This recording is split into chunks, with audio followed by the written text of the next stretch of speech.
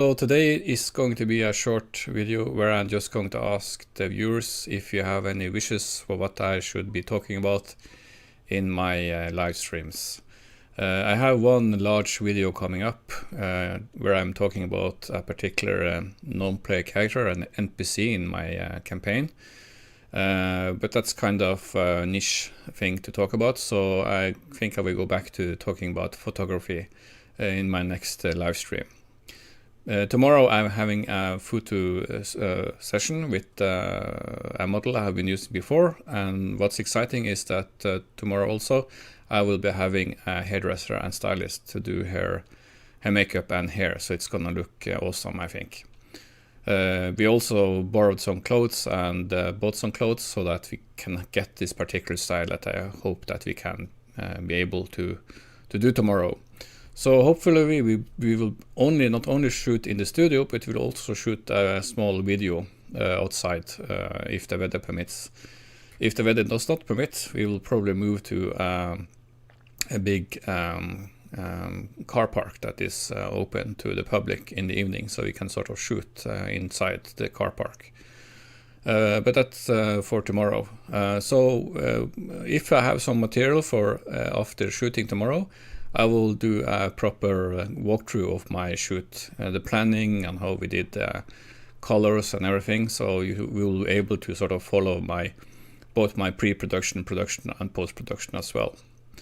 So this is a project that sort of took on its own life after I got together with the model and the stylist, and the ideas of what this should be sort of progressed from just being we are shooting, and then we sort of have an idea of how it should look, and then we get to clothes, and then we talk about the makeup and everything. So I will talk about all that stuff in a later video, I think, but not today because I'm in the middle of sort of doing the pre-production of this particular shoot. So that will be exciting to do tomorrow. I've also been talking a lot about my fantasy campaign because I think it's fun to talk about, even though nobody is listening or watching.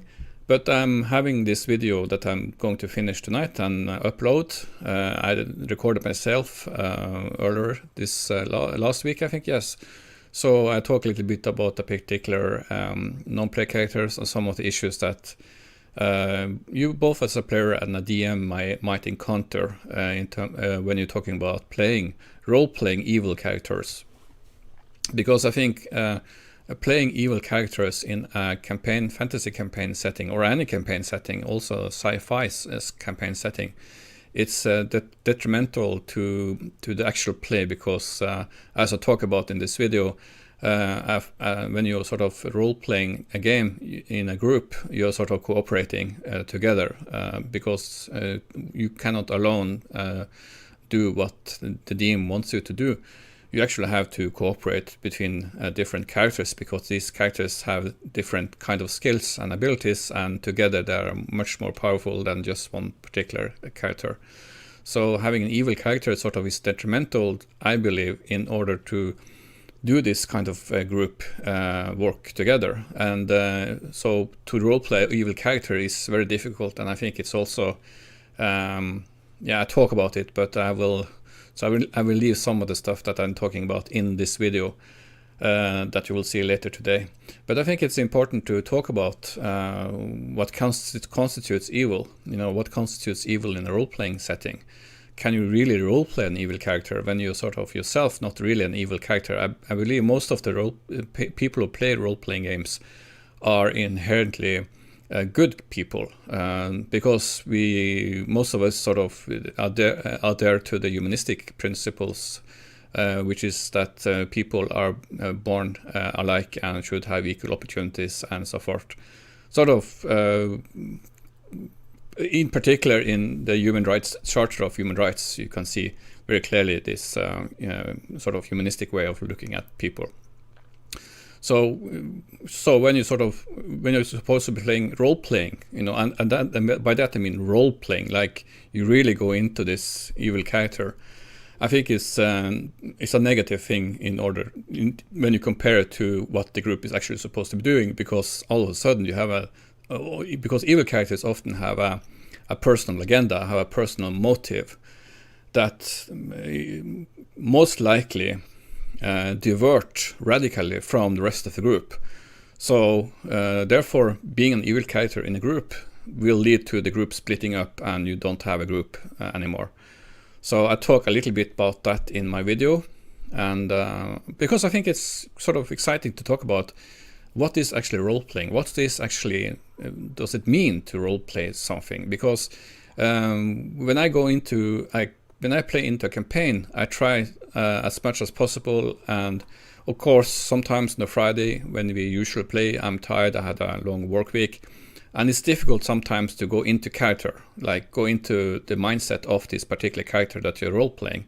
But I think anyway, it's still a very good challenge, because you sort of force yourself into another, looking through the world, fantasy world, through his or her eyes, and try to role-play as realistic as possible. And of course, the feedback you get from the DM, the Dungeon Master, is of course very important, and also the other players, of how they react to your role-playing. So when I've been participating in role-playing games, for me, what is really important is the role-playing part. This is the part that makes the game believable. And not as much as having good abilities or actually have a lot of gold pieces, but it's the actually process of going into a character and try to be that character. And I have tried a couple of times to play an evil character in a role-playing setting, and it didn't fare so well, because I played one time. It was actually quite uncomfortable, because I played a serial killer. This was a fantasy setting, like Dungeons and Dragons, the fantasy settings that they use. I don't remember the name, but you probably know what. If I say Wizards of the Coast and the campaign setting they use. And in this campaign setting, I played this cleric, and this cleric, he was evil, and he was also a serial killer. He killed children. So, I did not roleplay that part, but I wanted to play a complex character, a character who is driven by this dark motive. And I found it quite uncomfortable to be actually trying to roleplay his daily life.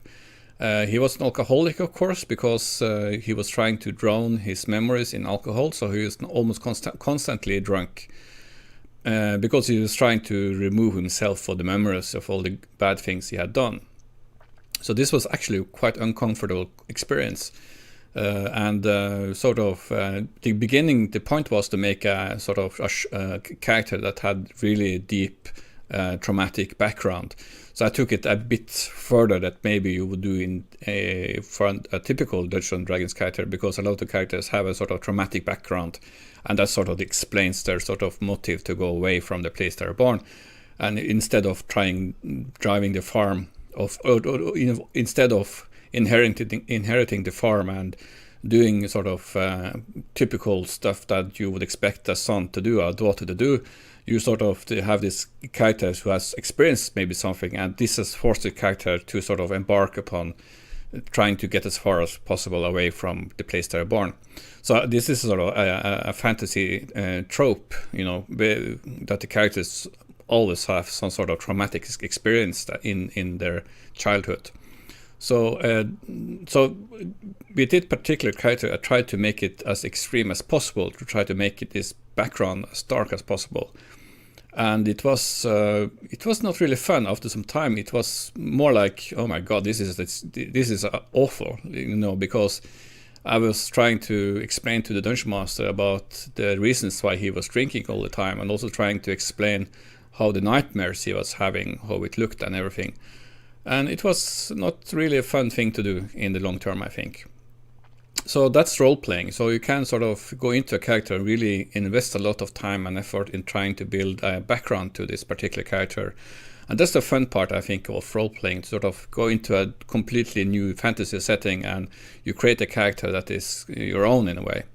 But playing evil characters may sometimes be more negative effect than a positive effect, especially in terms of if you're playing in a group, for instance. Playing in a group as an evil character, it